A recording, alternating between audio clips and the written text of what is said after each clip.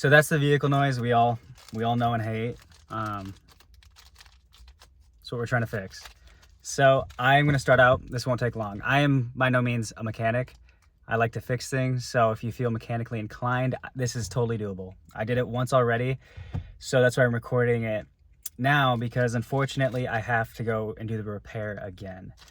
I will link the videos of who actually figured this out, and it was one guy specifically with a Corolla. That's why I'm doing it with the Camry, because this is a different engine, and I think a lot of people in there were confused and was wondering if it was possible. So I'll just say this is the original spring in it. It's this shorter one, and you can see like this is the one I try to repair it with. This shorter one is tiny. It is like there's nothing there, no pressure. The video that I saw, the second one, a guy actually tore into the new, I guess, cam gear that they do when, you know, you get it fixed, and it had almost double the preload. So he actually made these springs to hopefully fix the issue, but you can see they are much larger. And this one right here is the one I have in it now. The guy that I will link to who did it on the Corolla, he actually just kind of hand stretched this one and put a pen spring inside, but I didn't really like that idea in case I chose the wrong pen spring. It wasn't strong enough, wrong size, and my biggest concern was it falling in between and blocking, you know, the spring. Did not want to do that. So these are pretty expensive, I will say, but don't cheap out on the springs, or you're gonna be like me, probably doing the repair again a month and a half later. So that's what we're looking for. You can try to get the sizes after, but I don't know if that's going to help you.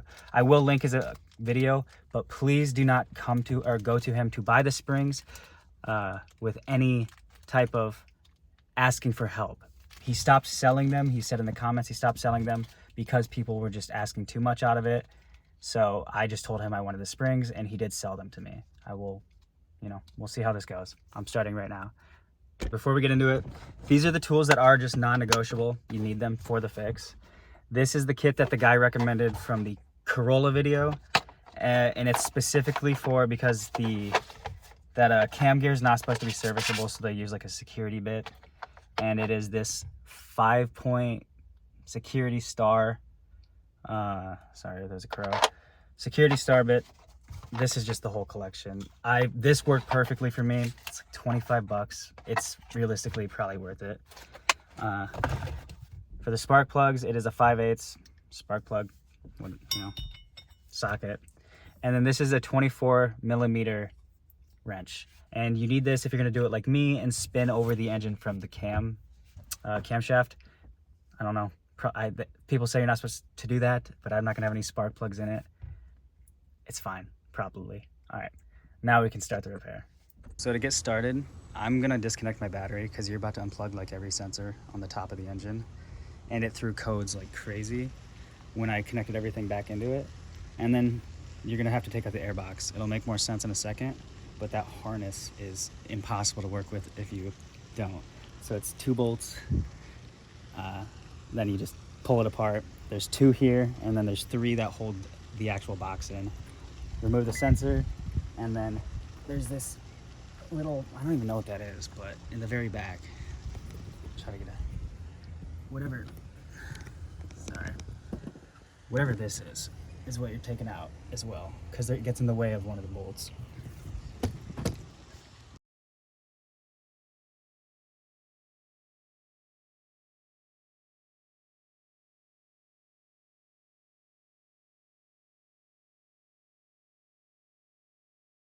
This top thing, it literally just pulls off.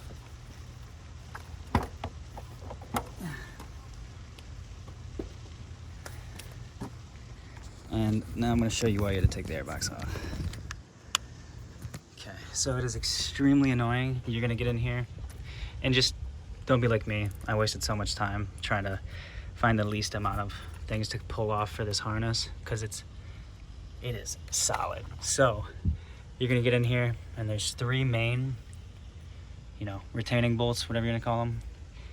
You gotta pull those off, and then go through every connector that you see on top, and you gotta pull them. There's like 4 in the back as well. 4, maybe 6, I don't know. There's a lot, 6 back here maybe. kind of blind to them. And for a lot of these, just like 3 of them actually, this one, and this one. Also, anything that you have to remove that's attached to plastic, I would just take the bolts out. You don't want to risk breaking. A lot of this, you know, these cars are getting older. It's brittle. It's exactly like these actually.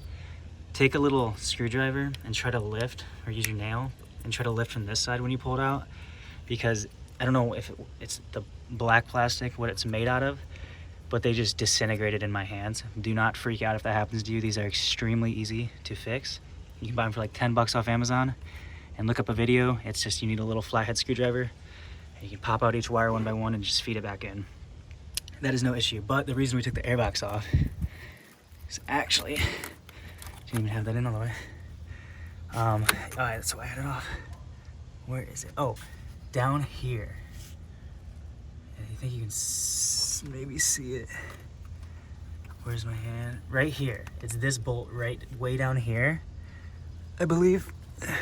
Yeah, this actually holds this plastic harness piece, you know, in position. You have to remove that basically, or you cannot get enough upward movement on the harness. And just, it's a lot of effort, but I would remove all of the things I showed you, or else you just fight with that. So I'm gonna do that now, and I will be back.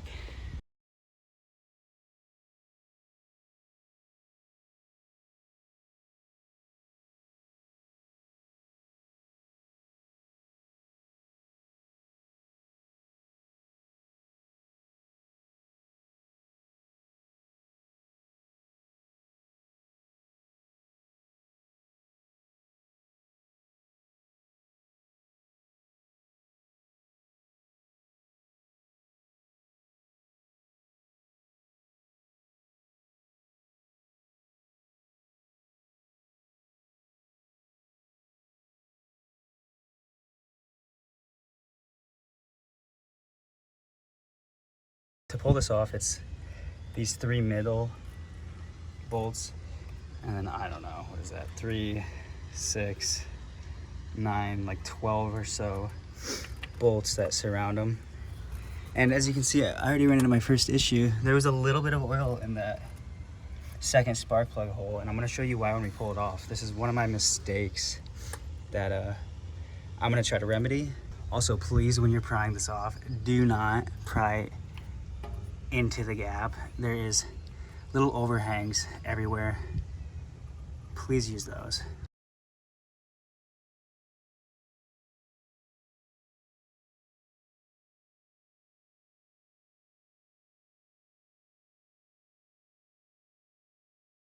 As you can see, that's how you get it off. It's a bit of work, but nothing too crazy.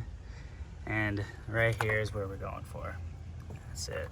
So my mistake I said earlier is the fact that this right here, when I say you need a 24 if you're gonna use it, I tried spinning from this one, this side, and actually ran into the shaft and dented it.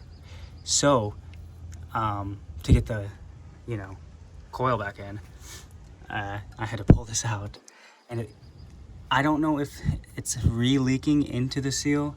I did hammer it back. I didn't mushroom it or anything, or if I just didn't clean the oil out from, you know, the first time it happened. That makes more sense, or else I think it would have been flooded. It just had a little bit in there. So I'm gonna have to try to get that out again, and I guess try to fix it, or at least get it cleaned out. We'll see what's going on here. But the reason why I want to like preface this right now is my engine is 98,000 miles, a little bit over, and as you can see, extremely clean. You know, like did not neglect service whatsoever, and I still had the issue. So this should have been a warranty, I'm convinced, and it's not, or a recall. But now I'm gonna set you up over here if I can. I'm not gonna be able to get a great view of it, but basically what we're gonna be doing is you have got to get this at the very top. That's the only way that bolt will let it come out, or it'll let the bolt come out. It has to slide basically right over, and take a little, you can take a ratchet through this side with like a 3-inch socket and the tool, and it fits just about perfect for that. So that's how I did it, and I'm gonna do that again. There's two lines, you can see one, and then the second is right there. I believe, if I remember correctly, the spring is located around this line. So I'm gonna try to make this my last bolt to have the easiest access at the spring. So I have it spun over, and this is what I mean. You can kind of block my camera with my thing, but you can feed it in through here and get straight onto it just like this. It's like the only way I figured out how to do this. And we just remove it.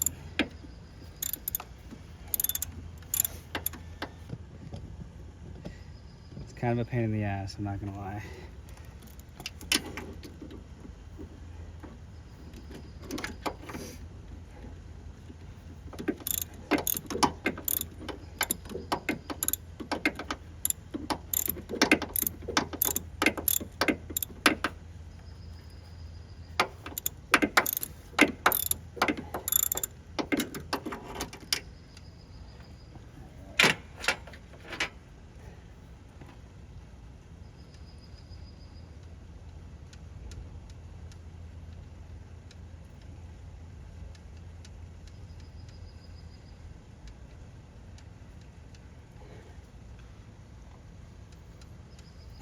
Fighting me.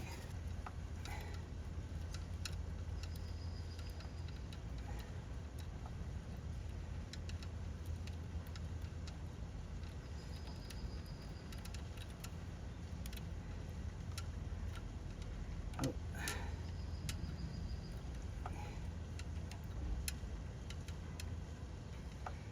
All right, there's one. I don't think I have to tell you this. Do not drop it down the engine or into the motor. Be very careful. That would be a nightmare.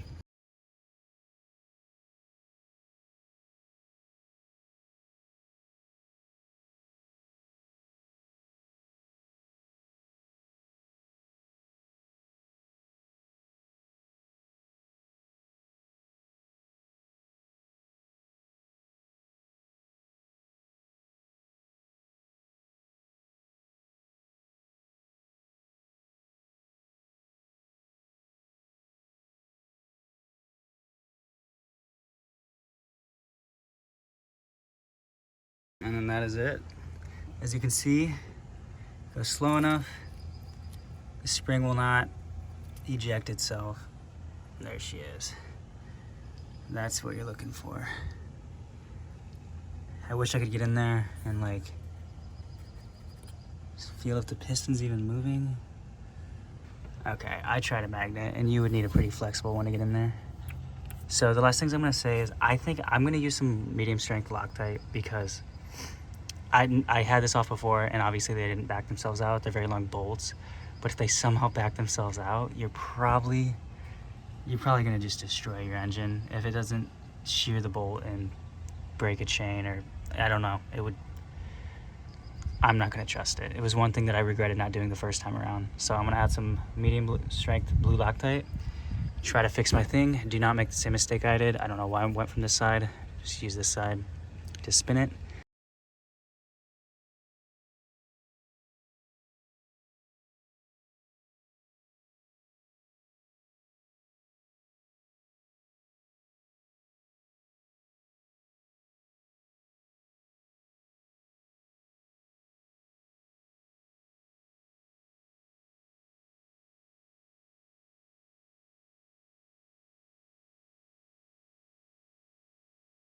I got them all back in, springs in there.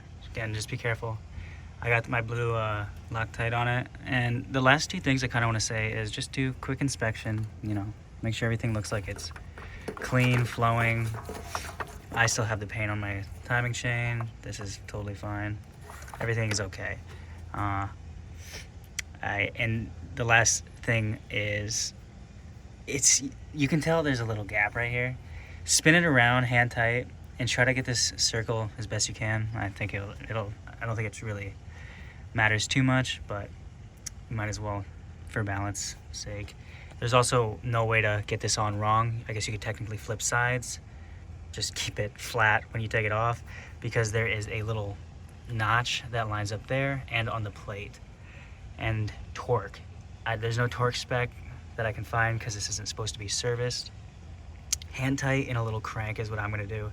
It's another reason why I'm using the blue Loctite, because obviously if you break that bolt, you're done. This is the $2,000 or $3,000 repair you're trying to avoid.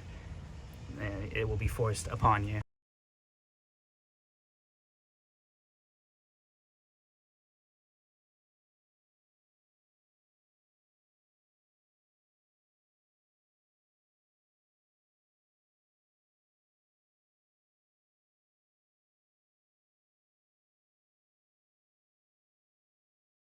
Now we're down to putting it back on. If only reuse your gasket if it's, you know, if it's still rubbery. Please replace it if it's not. It's just, this is a repair that we're making to save a couple grand. You just spend a couple hundred on things you need, or put off the repair until you can. My gasket's fine though. I'm gonna reuse mine. It's still okay, totally okay. Put a little RTV where the cases meet up. And now we're just gonna go for it.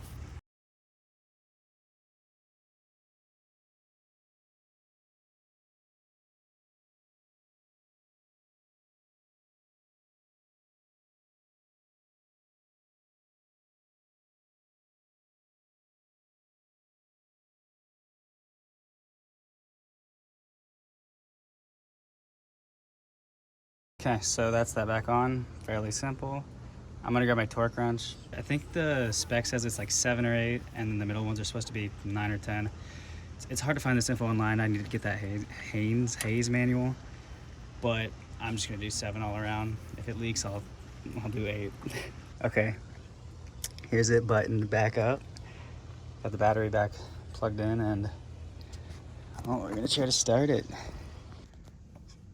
I'm gonna finish this video off here. I wanted to do the startup right after the repair, and I did do that. Unfortunately, I forgot to connect the mass airflow sensor, so it rough started and died. And I realized that I forgot, you know, I had the check engine code, so I didn't want it to end like that. So I unplugged the battery to reset the code, plugged in the sensor, and now we're sitting at like 8 hours later, so this should technically be a cold start. Everything should have settled. Also, I think the engine's gonna start up and die quick, or like immediately shut off, because Toyota has some weird, I don't know, cycle system thing check, I don't know, after you pull the battery, it seems. So, yep, there it is. And now, no noise.